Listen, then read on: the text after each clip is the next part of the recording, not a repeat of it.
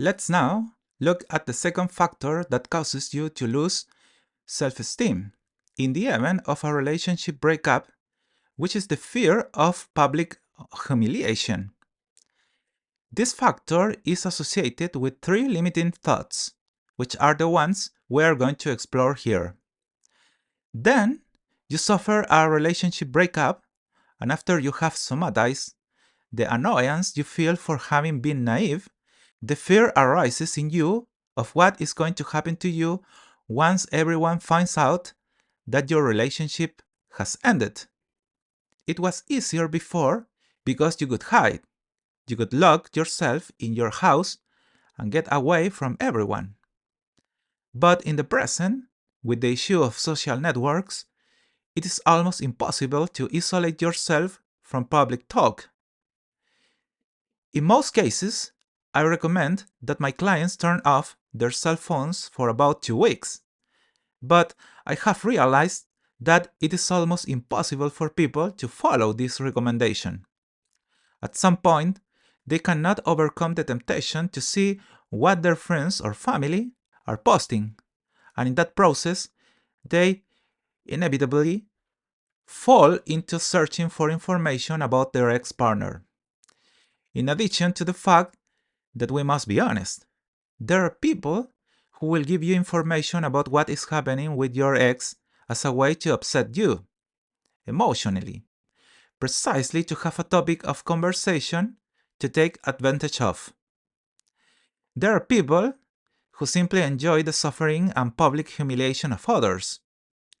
Therefore, the first limiting thought that you expose yourself to, associated with this factor, is the perception that others have regarding the traumatic situation that you are facing.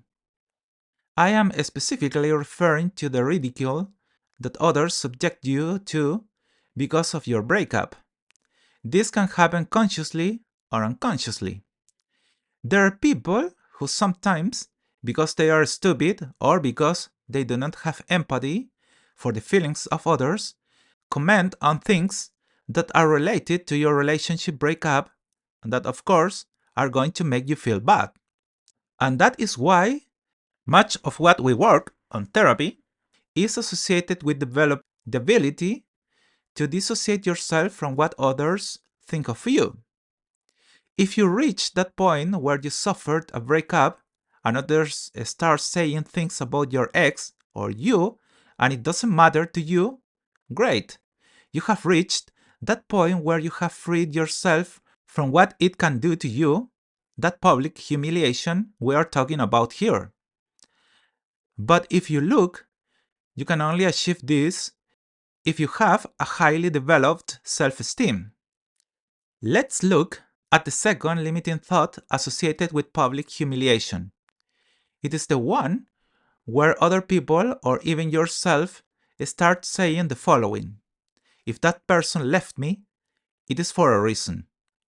In fact, years ago, I worked on a case in which what made one of my clients suffer the most was not the breakup of the couple itself, but the fact that her mother lived blaming her for the divorce that had experienced, precisely because of these types of comments.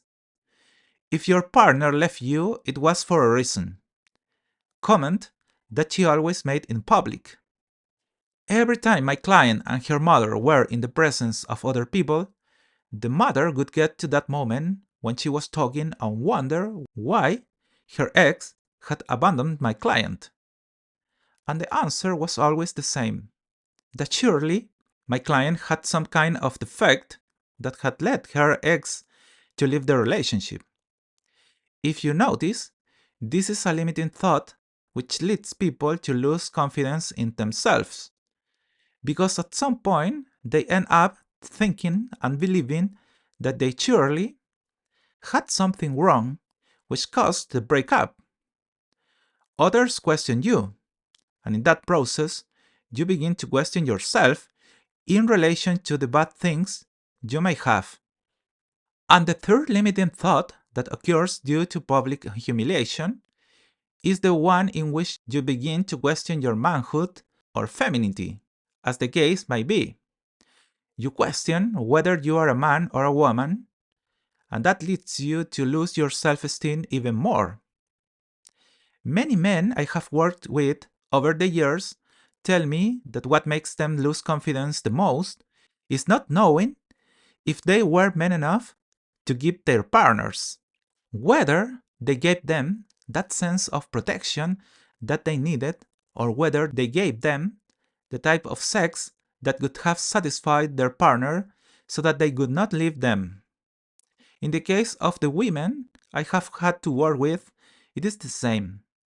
The question whether they were good women, based on what the society they live in tells them about what is defined as a good or a bad woman. That is precisely what I have to reinforce so that the person who loses self esteem because of this can recover it as quickly as possible. As you can infer, here I am only showing you the causes of loss of self esteem.